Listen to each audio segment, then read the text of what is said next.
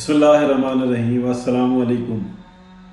आज जी सुबह से पाकिस्तान पूरा का पूरा अफवाहों की गर्दिश में है कि क्या असम्बलियाँ टूटने लगी हैं, क्या जो बजट इजलास है उसके अंदर कोई हंगामा राई होने वाली है, क्या बजट असम्बली से मंजूर हो सकेगा कि नहीं, रावलपिंडी रिंग रोड मंसूबा और उसके ऊपर हाहाकार, जुल्फी बुखारी का इस्तीफ़ा, कैबिनेट के लोगों की हैरान कुन हद तक मंसूर अली खान के वीलॉग में भी आप देख सकते हैं कि वो ये कहते हैं कि हमें इल्म ही नहीं है कि ये मसला क्या है, किस तरीके से जुल्फी बुखारी ने इस्तीफ़ा दे दिया, क्या ये मामला है, किस तरीके से कैबिनेट में क्या बात हुई। फिर ये इतलात का आना कि रिंग रोड मंसूबे के ऊपर किस वक्त में मंजूरी ली गई, कैबिनेट के लोगों तक को नहीं पता, इस तरह की बातें आती हैं। लेकिन क्या ये पहला वाक़या है कि जो कैबिनेट के लोगों से मंजूरियां ले ली गई और उनको इल्म नहीं है? ऐसे तो दर्जनों वाक़यात हैं कि उनको सिर्फ हुक्म होता है कि साइन कर दो, वो साइन कर देते हैं। उनकी तो इतनी जरूरत नहीं है कि वो पढ़ सकें, सवाल कर सकें। फिर ये एक इतने से शोशे को कि जो एक मंसूबा है जो कि 40 किलोमीटर का मैक्सिमम था, कोई कहता 26 का था, बहरहाल एक मंसूबा जो कि करनौल फाटक से शुरू होता है और रिंग रोड बनता है और रावलपिंडी में एक्सेस किए बगैर, यानी कि मेन जीटी रोड के ऊपर आए बगैर एक रिंग रोड बनता है जो कि रवात को क्रॉस करके या रवात के नज़दीक वो निकलता है। उसके दो तीन एक्सेस आ जाते हैं रवात के नज़दीक, एक टी चौक के नज़दीक भी आ जाता है कि ताकि इस्लामाबाद को जो इंसाना फैसिलिटेट किया जा सके, और ये बेहतरीन एक मनसूबा। फिर उसके अंदर चेंजेस और ये मामलात, माली बेज़ाब्तगियाँ, घपले, अरबों के मामलात होते हैं। ये शुक्र अल्हम्दुलिल्लाह एक एजाज़ हासिल है पीटीआई की हुकूमत को, इनका कोई गबन, कोई चोरी, कोई डकैती करोड़ों की या लाखों की नहीं थी, सब अरबों की थी। लेकिन क्या ये इतना बड़ा मसला है कि जिसको तमाम ब्लॉगर्स को कह दिया गया कि यहाँ पे सर झोंक दो, तमाम मीडिया को कह दिया गया कि पकड़ लो इसको, रावलपिंडी रिंग रोड को। जिसके पास मालूमात नहीं है उसने सबसे ज्यादा जनाब खबरें उड़ाई। सोचने की बात है। उसके साथ साथ आपको दूसरी तरफ से जहांगीर तरीन का ग्रुप सामने नजर आता है। फिर अचानक से जिसकी जरूरत नहीं भी थी वो केपी के अंदर से भी एक ग्रुप सामने आ जाता है। फिर अभी हम देख रहे हैं कि जनाब ये जो जनूबी पंजाब है वहां से भी सरगोशियां सामने आ रही है कि जनाब साढ़ा सूबे नहीं बने। अच्छा भाई, शेख रशीद अहमद साहब आज वो हस्पताल के मंसूबे के विजिट पर हैं या डॉक्टर फैसल साहब को साथ लिया हुआ है कि किसी तरीके से बन जाए, बस मंजे पा के तुसी रोड़ दो, इसका इफ्तिताह कर दो। क्या मतलब है इस बात का?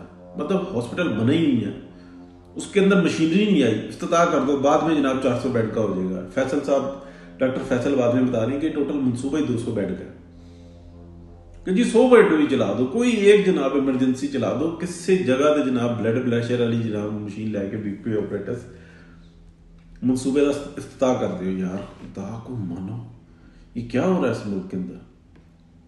फिर हमारे बड़े अच्छे वीलॉगर हैं जफर नकवी साहब, उन्होंने तो बात ही खोल के रख दी। उन्होंने तो वो बातें कर दी कि जो पसे पर्दा चल रही थी, बहरहाल अपनी तो जरूरत नहीं है इतनी के बात बता सकें कि खान साहब की ख्वाहिशात क्या है। फिर हम देखते हैं कि पीटीआई के जो 2-3-4 बड़े ग्रुप्स हैं, 3-4 जो बड़े ग्रुप्स हैं, उसके अंदर मुख्तलिफ किस्म की एक दूसरे के ऊपर इल्ज़ाम तराशियाँ आ रही हैं। तो एक तरफ से जनाब वो पोस्ट लगी हुई, मैंने देख के हैरान हो गया कि आसिफ गफूर साहब के जनाब वो जंग लड़ेंगे, एटमी मिसाइल चला देंगे, ये करेंगे वो करेंगे। अब आसिफ गफूर साहब को पता भी नहीं होगा। बहरहाल ये तो फेक बन जाती हैं या कोई भी बना लेता है, लेकिन पीटीआई के ग्रुप्स में चल रही तकलीफ दे सूरत हाल है। फिर आपको पता है कि जनाब वो कंट्रोल टावर के जो हेड हैं उनके बारे में जो खबर चल रही है।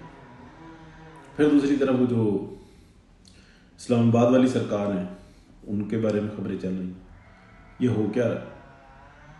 ये हो क्या रहा है? ये तकलीफ दे सूरत हाल है। इससे पाकिस्तान की अवाम की मुश्किलात हल होंगे। रोटी में 5 रुपए की कमी आ जाएगी। ये जो आटा मिल रहा है इस वक्त में, क्या उसके रेट आधे हो जाएंगे?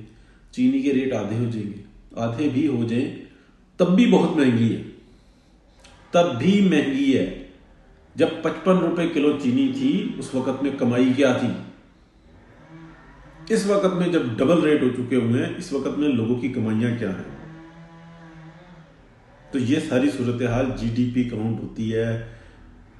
बस समझ नहीं आती कि बता दिया जाता है कि जनाब कर्जे लेके जीडीपी बढ़ा ली थी।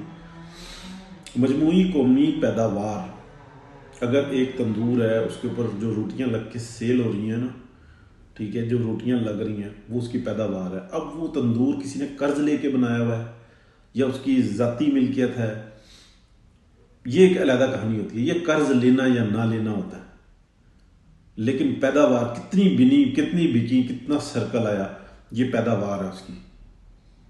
उससे कोई ताल्लुक नहीं बनता कि उसकी वो तंदूर की जो जिस दुकान में तंदूर है उस दुकान का भी वो मालिक है, वो उस तंदूर का मालिक है।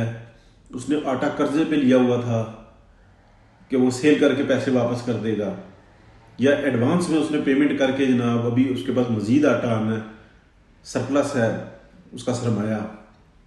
ये एक डिफरेंट स्टोरी है। लेकिन जब कोई ये बताता है, कोई बयानबाजियाँ इस तरह की आती हैं सहाफ़ियों के मुंह से कि जनाब अगलों ने तो जीडीपी बढ़ा दी थी कर्जा लेके, तो इस वक्त में जो बातें हो रही हैं वो भी बिल्कुल वैसी ही हो रही हैं जैसी कर्जा लेके जीडीपी बढ़ाई थी।